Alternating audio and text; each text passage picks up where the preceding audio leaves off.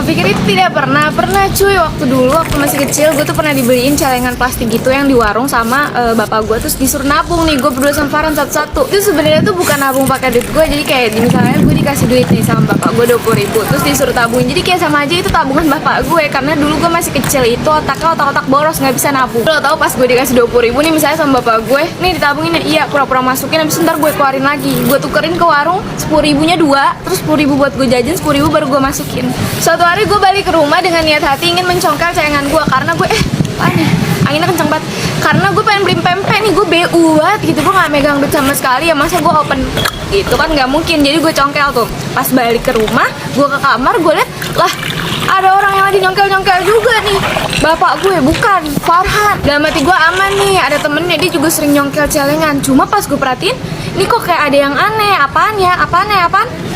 Lo tahu dia nyongkel celengan gua, kan kurang ajar. Sebagai manusia yang memiliki rasa keadilan yang tinggi, gue tidak terima begitu aja dong. Enak aja, gue gak adil bagi gue. Ya udah, akhirnya pas dia keluar dari kamar, karena seperti biasa gue masih takut sama dia, gue balas dendam lewat jalur belakang. Pas Farhan keluar kamar, gue langsung masuk dan gue congkel juga tuh celengan dia. Gantian dong, harus impas. Itu bukan dendam ya, itu nggak dendam sama sekali, karena kayak gue hanya menjalankan rasa ketidakadilan yang gue rasakan gitu. Ya walaupun gue ngambilnya lebih banyak dari dia sih. Gue ngambil 15.000 padahal dia cuma ngambil 10.000. Bodo amat.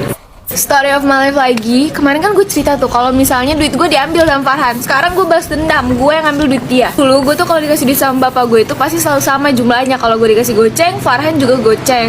Kalau gue dikasih 7.000, Farhan juga 7.000. Nah suatu sore Farhan lagi gak ada di rumah, bapak gue mau pergi jalan kemana nggak tahu, ya bukan urusan gue, urusan orang tua. Lu jangan kepo aja deh. Gue dikasih duit nih sama bapak gue 10.000. Gue pikir buat gue semua udah seneng aja nih. Wis, ada apa nih, bapak gue menang arisan, dikasih 10.000, ternyata disuruh bagi 2 sama Farhan. Jujur li, pas saat itu gue ikut arisan. Gue nggak tahu kenapa sok-sokan banget ikut arisan. Seminggu gocek dan gue nunggak 2 minggu, artinya 10.000.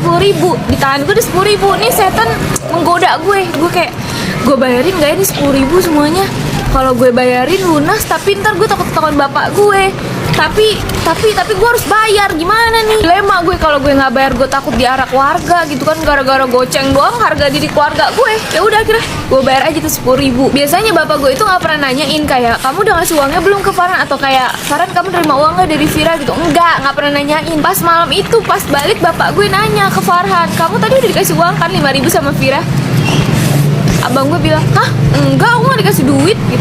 Terus gue langsung keringet dingin, anjing tahuan nih. Tanya kan sama bapak gue kenapa gak ngasih duitnya ke Farhan. Terus gue bilang, aku gak ketemu dia tadi, udah nyari-nyari. Terus ya udah aku jajanin.